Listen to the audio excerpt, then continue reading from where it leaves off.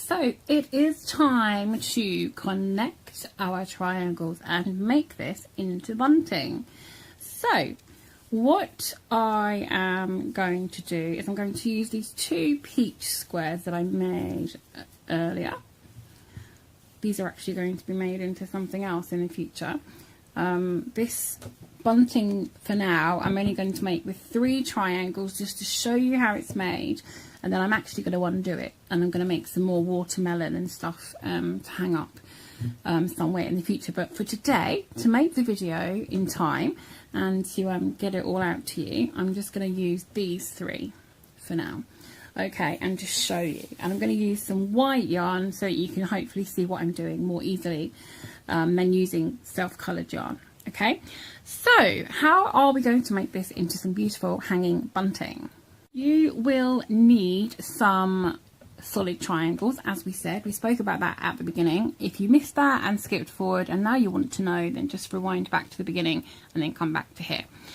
So you need some triangles, and you will need to decide how long you want your bunting to be, or you can decide how many triangles you feel like making or how many you've already got. If you kind of make half a dozen and you think, oh, that's enough, then stop there.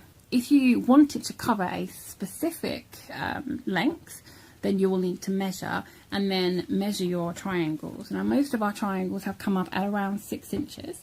So say for instance you wanted a length, you wanted to string it across a wall that was 60 inches, then you would need 10 triangles. So 10 sixes are 60. You would need 10 triangles, but actually you need a piece either side for hanging as well. So I would say you would need 9, which would be 54, and that would give you 3 inches at either side for hanging. Okay, if you didn't want much string at the end. So just either determine the length or determine how many triangles you want, and that's that. And then, as we said before, you can do whatever style, pattern, colour you like. I'm just running through the pattern here. I'm just looking at the instructions so I don't forget to tell you anything. And then you will find it easier if you first of all block or press your triangles. You can see these are curling. Single crochet likes to curl. Okay, it likes to curl. Now it will be a little better once it is sewn and attached, but it does like to curl a bit. So you can block these or you can steam them. So the to block them, if you've never done it before, just a really quick sort of how you can do that is if you get a spray bottle of water and then just spray them lightly with water so they're just lightly damp, and then have a towel or a foam board underneath, and then pin them down in each corner and then along the sides. You can stretch them out to the sides if you require, but these don't really need much stretching because they are sort of already in their shape. Okay, so mist it slightly with water, make it slightly damp, don't saturate it, doesn't need to be saturated, and then just pin them down into shape and onto either a thick towel or a piece of foam board, or even a piece of cardboard works as well, but thick sort of, you know, cardboard from boxes. Pin them down, leave them to completely dry, and then unpin them, and they should be completely flat and not curly like these are. Okay, the other way is to use if you've got a steamer or a steam iron, is you can hold the steam iron above and let the steam sort of steam them flat, and then just kind of press them flat. Don't burn your hands. The other way also is to pin them out on your towel or ironing board and steam them, and then leave them to dry, and then to dry and to cool down, and then unpin them, and they will be flat. But if you're using acrylic yarn or anything like man-made fibres, especially acrylic, do not let the iron touch the work or it will melt it, and instead of having this lovely texture, it will all sort of it will make it a sort of a hard, horrible texture. So don't let the iron touch the yarn if it's acrylic. If you're using cotton, by all means you can just go straight onto the fabric with your iron and steam it, or you can just iron it and that would work. But on anything like acrylic, polyester, do not let the iron touch your work. Don't do it. So the water method is by far the easiest and safest. So that's all you need to do for that if you want to do it first, or you can wait and you can do it at the end. That's fine. Okay, so once you've blocked your triangles, if you are choosing to block them, you will have a stack of triangles, and then you want to just lay them out in the pattern you want them. Okay, so I'm going to do mine like so. So I'm just doing this short one to show you how it's made. So lay them out, and then the first thing to do is decide if you want to use a ring to hang onto like a hook on the wall, or wherever it's going to be, on the fence if it's in the garden, whether you're going to use a ring to hang it up, or whether you're going to use the chains that you make and hang it from the chains, or whether you're going to tie the chains and the yarn and make a loop that way. Okay, if you are using a ring, you want to take your yarn that you're going to use to connect them, so I'm using this white as I said, and you want to just tie it onto the ring. Now how you tie it on is completely up to you. The ring I've got here is just one of the split rings that you would use for a key ring, because that's what I had to hand, and that would work absolutely fine. You can get small curtain rings, you can shower rings can work depending on, you know, what they look like, where you're going to hang them. So completely up to you if you want to use some sort of a ring. And how you attach your yarn is completely up to you as well. So you can just literally take it and tie it on using a knot. That would be completely fine to just do that. Make sure it's secure, okay? Whatever you do, make sure it's not going to come undone.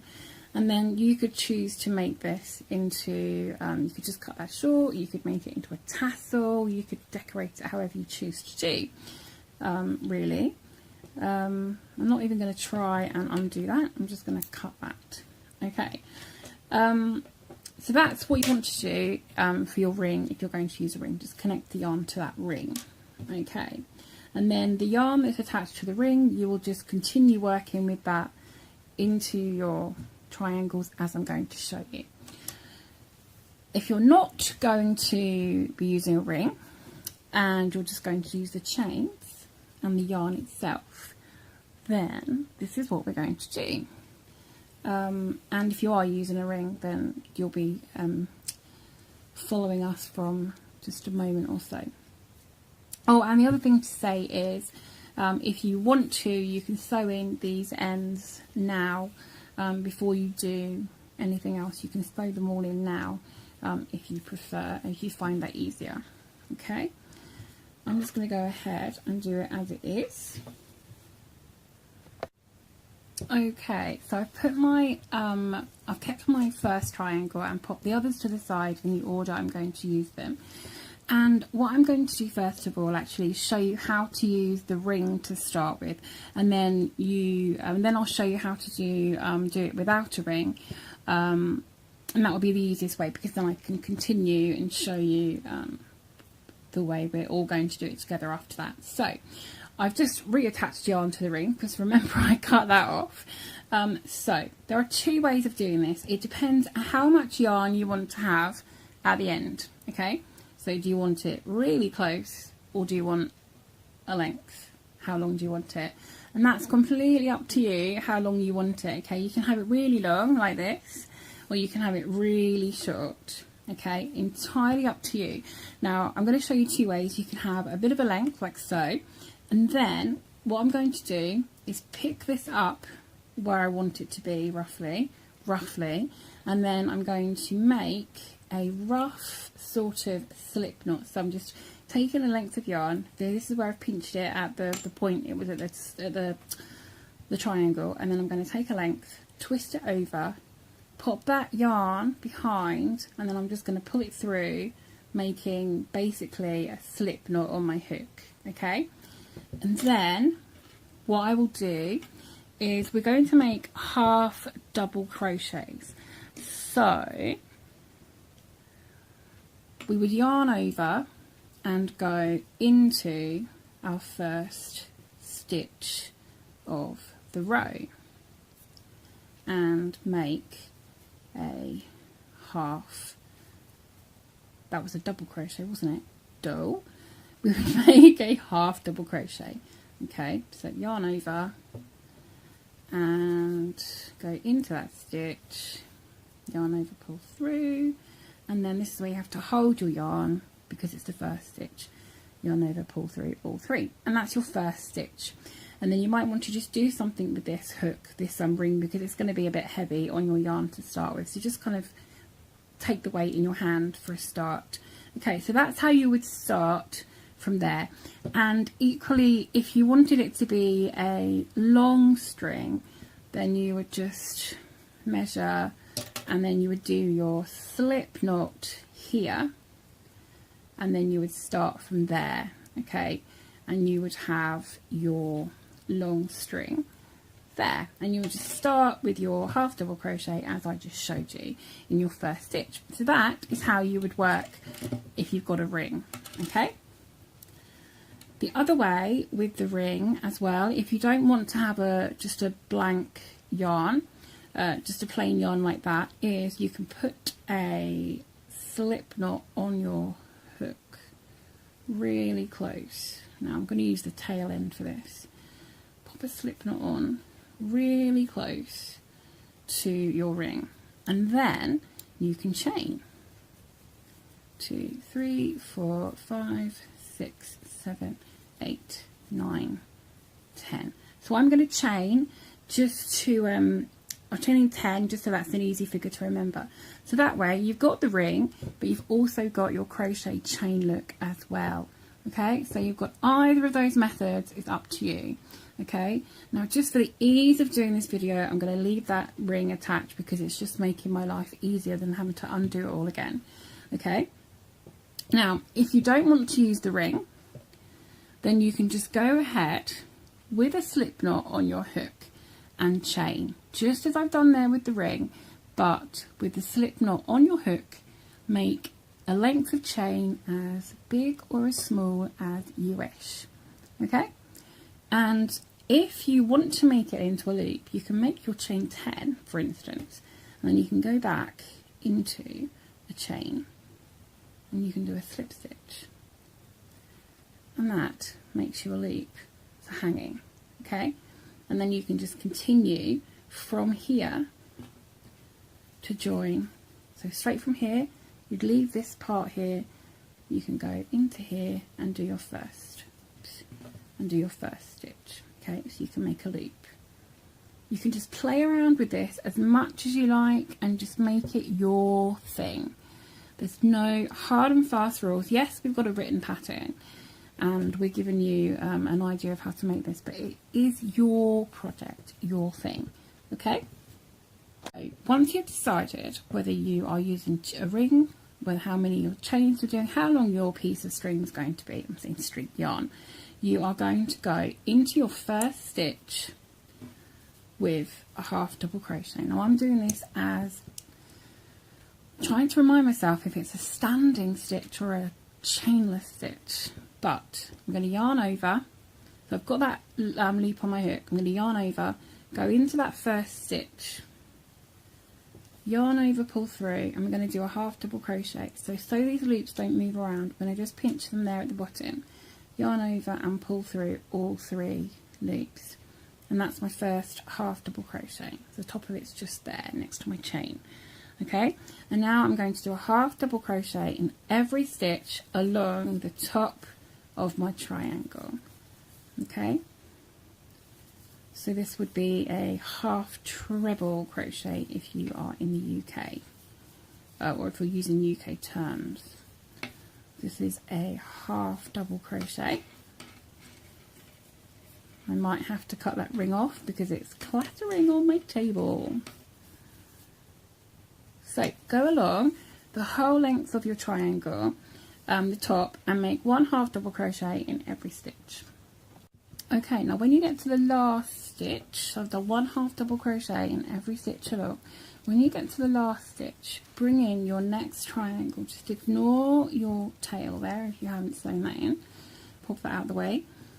And you're going to do a half double crochet 2 together in the last stitch of your current triangle and in the first stitch of your next triangle. So the way we're going to do this is yarn over, insert into that stitch, yarn over, pull through, and then the next step, which is the last step of a half double crochet, is you yarn over and pull through all 3. Well, we're not going to do that last step. Now this always seems like a lot of loops on your hook when you're doing a half double crochet 2 together, but don't panic. You just leave that very last step on the hook, so that's those last 3 loops, leave on the hook. Then yarn over as for another half double crochet, move that one out of the way, go into the first stitch of the next triangle,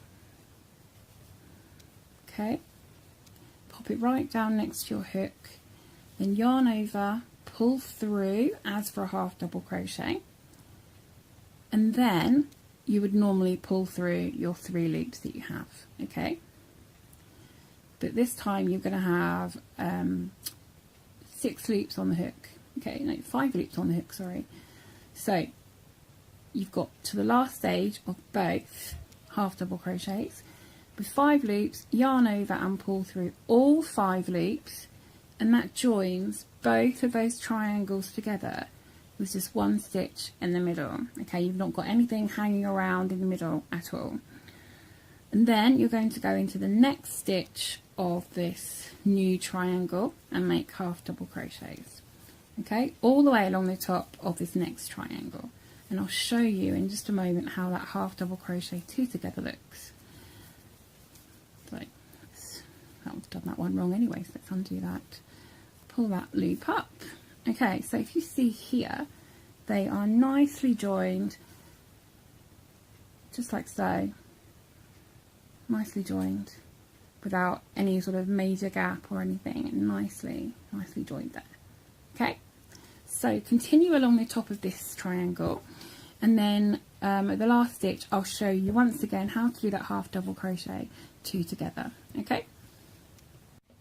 Okay, so it's time for my last stitch on this triangle. So I'm going to bring my next triangle in, some more yarn, and we're going to do this half double crochet 2 together over the last stitch here and the first stitch of the next triangle. So yarn over for a half double crochet and start your stitch as normal. Go in, yarn over, pull through, and leave that last step on the hook. So you've got the loop from the hook and the 2 loops from the stitch. Then yarn over, go into the first stitch of the next triangle. I'm going to start this half double crochet. So yarn over, pull through as a normal half double crochet. You got those 2 loops. So 5 loops, yarn over, pull through all 5 loops. Simple, right? So then we're just going to continue with our half double crochets along the top of this last triangle, and this time it's your last triangle. You will put a half double crochet in your last stitch. Okay, I'll see you at the end of this triangle. Okay, I've done that last triangle, and now I'm going to finish this side as I started, or in reverse to how I started at this end. Okay, so I did 10 chains, so I'm going to do 10 chains here. 1, 2, 3, oops. 1, 2, 3, 4, 5, 6, 7, 8, 9, 10, and then if I was using the ring, I would bring another ring in and I would attach it in exactly the same way as I did over here. Okay, so if I didn't want the chains, then I would just use the string and just attach it. You're doing exactly as you did over here, but just in reverse. Okay. Okay, now just in case you wonder why I'm changing hook, because I've been doing a lot of crochet in a short space of time recently, and I find that how I hold my hook, I get the end of the hook just rubs on this sort of paddy bit here, and it just makes it a bit sore if I've been doing a lot in a short space of time. So I find that, and also the hooks get quite warm as well, so I find if I swap to a different style of hook, one with a handle, one without a handle, whatever, if I swap to a different style of hook, it just stops this part from getting too sore.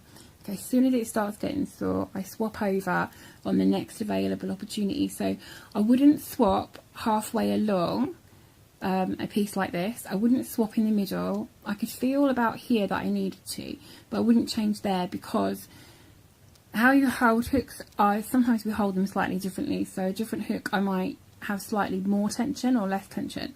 So I just persevere to the end of that part, and then I change hook, and then I continue on the next sort of separate piece. Okay, so just a little tip there for you. If you feel that your hand's getting a bit tired or a bit sore, just change to a different style of hook, and that helps.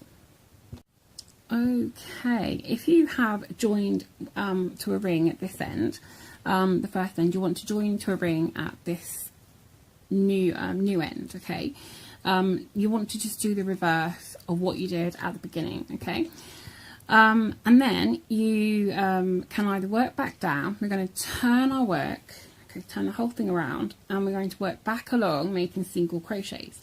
Now you can either, if you've not got anything to work into over here, you can fasten off your yarn and rejoin it in the first stitch. Okay, so we're working back along, use joining the first stitch there. Okay, or you can, if you've got chains, you can work back along your chains and do a single crochet in every chain. Now it's not easy working into the back of chains, okay, I will tell you that now, it's not easy working in the back. So I'm just flipping my chain over and I'm just going to work into my chain as if it were a regular normal chain. I'm going to work into the second chain from the hook. So in effect I will actually have only 9 single crochets along to start with. Okay, so I'm going to make 9 single crochets. So working into the second chain from the hook, you could have 20, you could have less. If you don't want to work into the chains, again, you could fasten off and you could rejoin into your first stitch. Okay, I'm just doing 1 single crochet in every stitch, and then I'm going to do a single crochet into every stitch along this connection. So all the way along. Okay, that is as simple as it is. Just 1 single crochet all the way along. So continue that. I'm just going to tell you a little tip. If you want to make a wider border, you could do these single crochets. You could do them as half double crochets instead, or you could do a single crochet row along here, which will be on the back of your work. So it will be the back of the single crochet that you see here. So then you could work back along with a third row. So you do another row of single crochet, and then the top row will be facing the right way. Okay, facing the front of your work. If you prefer to do that, or if you want to, you could, which actually I'm going to do just to show you, because it's actually will give it a really good look. I'm actually going to fasten off here, like I said you can, and then what you can do when you rejoin your yarn, join it over at where you started. If you only want to do 1 row, join it where you started and then work back in the same direction and that will give you your single crochet on the right side. Hey, who knew? So you can either join it and go along your chain, or you can start here on your actual stitch. So I'm going to just start here on the stitch and make my single crochets. So I'm going to work back along, and every single crochet, actually I might work over that tail, every single crochet will be facing the right way. So hey, ta-da! I mean, you could leave it with just a half double crochet row if you prefer. If you don't want a very wide band, you could just leave it as it is. But where they join, it is a bit floppy, so it is better to do another row just to firm that up. Look what I've done here. I've sorted the yarn out now. I don't know how that happened. I think I unwound or pulled out too much. Okay, so I'm going to continue along here, and I'm going to make one single crochet into every stitch along.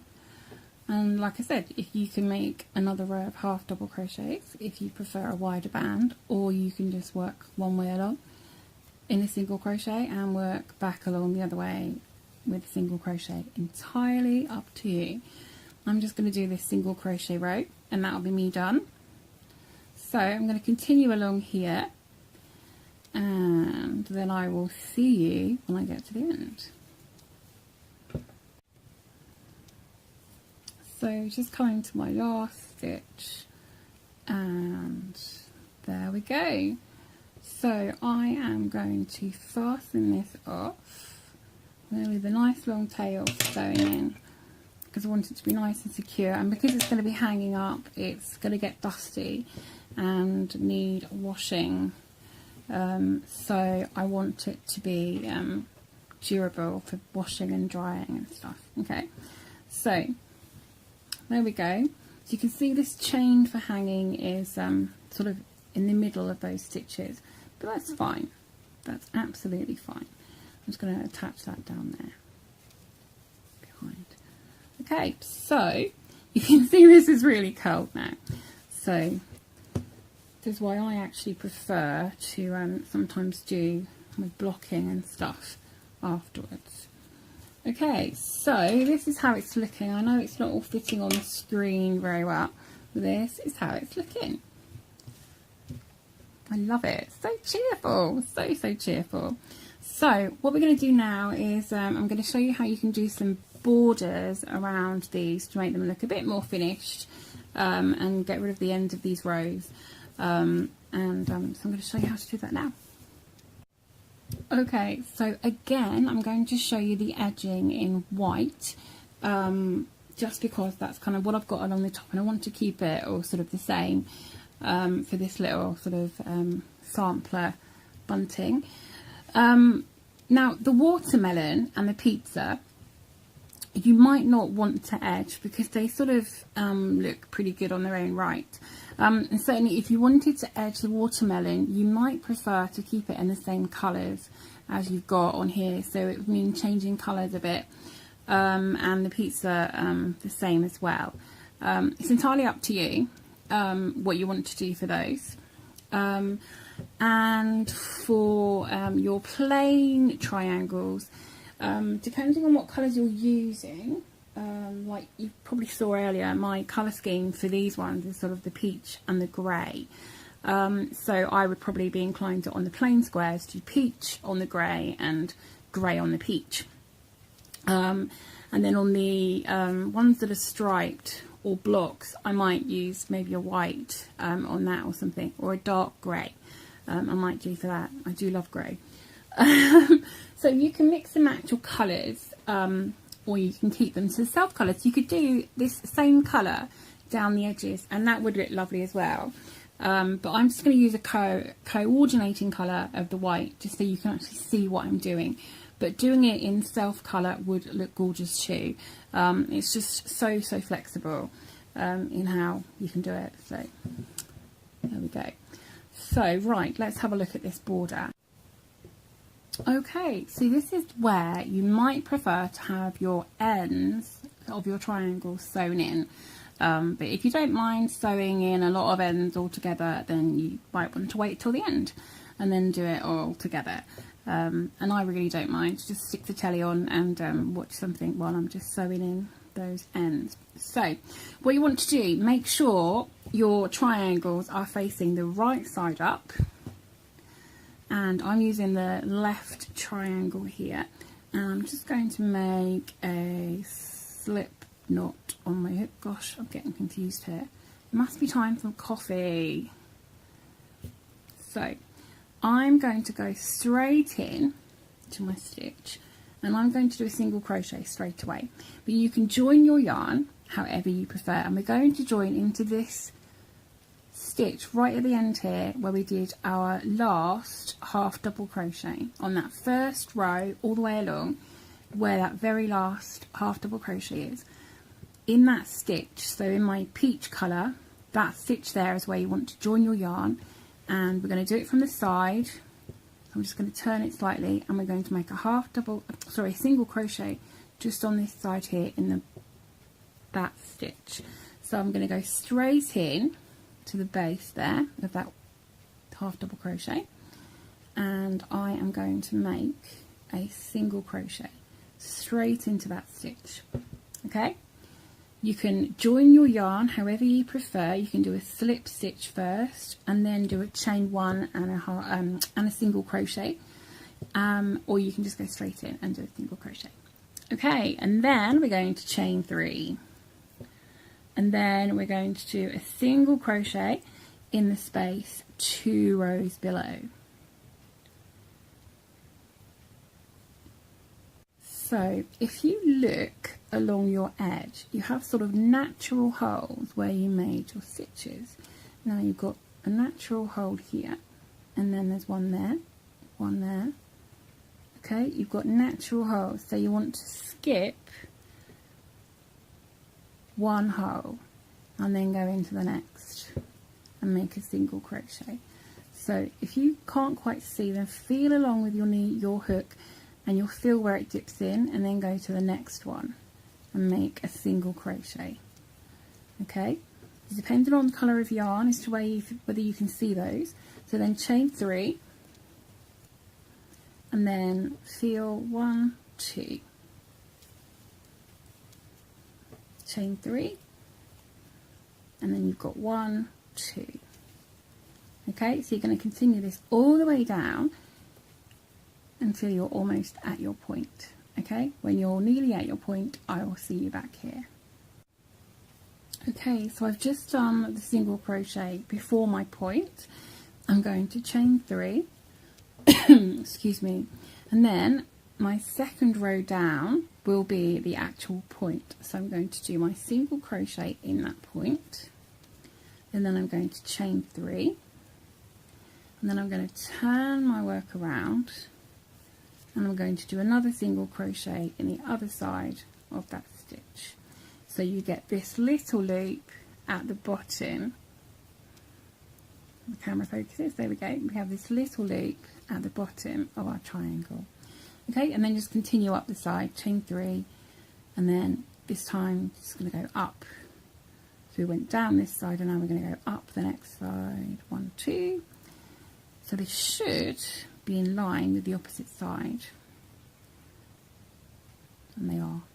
So continue all the way up, and your last single crochet will be in the bottom of this stitch where you did your half double crochet. So I'll see you at the end of this side. Just before I disappear, I want to tell you though that if it feels like you're not going into the right space, you are. If you're wanting it to feel and look and feel like it did along this first side, it won't, because we start one row with a chain and we finish with the single crochet. So because these are in the same row, just the opposite sides, one side you went into will be the chain, and the other side you'll be going into the side of the single crochet. So I was just thinking to myself, oh, these feel different, and then am I right? And then I kind of realized, oh yeah, I think I was going into the chains on this side, and I'm going into the single crochets on this other side. So they will feel different. It will feel like a different space to what it was on the first side. Okay, just in case you think you're doing it wrongly. Okay, I have done my first triangle. Turn it round so you can see. Move all this out of the way. Here we go. How pretty does that look? That's gorgeous, gorgeous, gorgeous. I hadn't practiced this beforehand, so I didn't know what it was going to look like. I've seen the pictures that Charlotte did for us, but I hadn't seen what it actually looked like when it was finished on my colours, and I love that. Love it. And it's so simple, so simple. If you didn't want this to be quite so sort of loopy, you could take it down to 2 chains, or you could use a smaller hook size if you want it to be a little bit more tighter to the edge rather than quite so loopy. But being loopy kind of fits me well, as many of you will know. So what you can do now, if you are going to edge all your triangles in the same colour, you can, in fact, I'm going to turn this upside down now so it's the way round that I'm working. So here we go. This is where I finished. So if you are doing all your triangles in exactly the same colour, you can now chain 3. Well, you might actually only want, nope, you don't need to chain 3. I'm just looking, I'm kind of just working this one out. I'm not actually going to do this myself because I'm not edging my watermelon, but you can just go straight over and into the first stitch on the left here of your next triangle. I'll just show you this and then I'll undo it just so you can see. So you go straight over and into that first stitch with a single crochet, and then chain 3, and then 2 rows below, 1, 2, 3, 2 rows below, 1, 2, 3. Do you know what? I might actually do it on this watermelon after all. It was quite liking the look of it there. Okay, so let's just flip it around. And there you see is what it looks like on your drawing. So it's absolutely fine to just continue if you're doing it in the same colour. So it might overlap a little bit because you've got those 2 loopy areas. But generally when bunting hangs, it sort of goes a bit like, it doesn't hang dead straight like so. So you can just continue and you can just go along onto your point and up and down and along, and you can just keep going in your zigzaggy motion and only have one end to sew in at each end, which would be perfect. And I am actually quite liking this on my watermelon, so I'm going to continue and I'm going to do it all in exactly the same way because I'm quite liking that, even though it's not the same colour all the way down. That's what I'm going to do. Just before I disappear, I want to tell you though that if it feels like you're not going into the right space, you are. If you're wanting it to feel and look and feel like it did along this first side, it won't, because we start one row with a chain and we finish with the single crochet. So because these are in the same row, just the opposite sides, one side you went into will be the chain and the other side you'll be going into the side of the single crochet. So I was just thinking to myself, oh, these feel different, and then am I right? And then I kind of realized, oh yeah, I think I was going into the chains on this side and I'm going into the single crochets on this other side. So they will feel different. It will feel like a different space to what it was on the first side. Okay, just in case you think you're doing it wrongly. So I have finished my edgings, and on this last one, because I'm using the same colour, just to stop it being a staggered kind of effect, because it's the same colour, I have just slip stitched into the side of that first half double crochet. Just slip stitched in there, so it makes it a bit more seamless. You can see that there, it's quite seamless. So because I didn't do excuse me, because I didn't do that at the start, then what I'll do when I sew in this tail, I will just join it into this half double crochet here, so it makes it look the same as this other end. That's all I'm going to do for that, and then that is this beautiful bunting finished. So I'm going to move it in like this so you can see it all. So I've got my little strings at the side for hanging. I still might decide to make a loop or attach a ring. I'm not really sure what I'm going to do. I wasn't intending to have a small one, but I quite like this little mini one. Would go along a little kitchen shelf, wouldn't it, with this watermelon in the middle. That is it. I'm going to sew in all my ends, and I'm going to show you a final photo of how this beauty looks. The only other thing is to tell you that if you want to embellish this even further, if you just have plain triangles and you want to just, like I said, embellish this further and make it maybe a little bit more exciting than just being plain, you can add some motifs along at the joins. And Charlotte, who I mentioned earlier, she saw a pattern online that she loved, and it had some beautiful flowers, some bigger flowers, some smaller flowers, and she loved it, and I love it too. So I am not going to and cannot show you here how they are made, because the lady has her own blog and she has her own YouTube tutorial for those flowers, and she's made them on bunting. She makes her triangles slightly differently to how we do, and we're showing you how to use your triangles in some projects this month when we did triangles last month. So trying to show you some different projects this month, and also have the bunting projects. So if you, I'm going to pop a photo up of Charlotte's finished bunting. She made a lot more triangles than I did, so I'm going to pop a photo up of her bunting though, and it will show you the flowers that are made. Okay, and the website is crafternoon treats.com, and I will pop a link below in that description. I will pop a link to her Facebook and to her website, and also to the YouTube tutorial for those flowers. So if you would like to embellish your bunting further, you can use those flowers.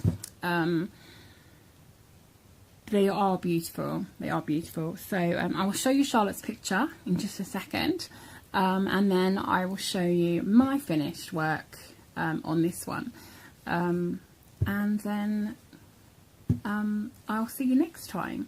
So I hope you've enjoyed this tutorial and you found it useful and helpful. I know some of you just like to watch these crochet tutorials. You like to see how things are made and just watch the magic of how everything comes together through just a bit of, you know, hook and yarn. And some of you like to watch them before you make them as well. So whether you've enjoyed watching, making with me, or whatever, I hope you found it useful and helpful and enjoyed it. And if you have, then please click that like button, give us a thumbs up. It's much appreciated, and it does just show us that you've liked what you've seen. And I'd love to see photos of what you've done. On Instagram, you could use the hashtag #BeyondTheCow. Or BTC, but there's quite a lot of other BTC things, of other things that have those initials. So Beyond the Cow would be great. And also Facebook, join the Facebook group and pop your photos in our album and show me what you've made. I would love to see. So that's it. Until next time, just keep hooking and don't let your tea get cold.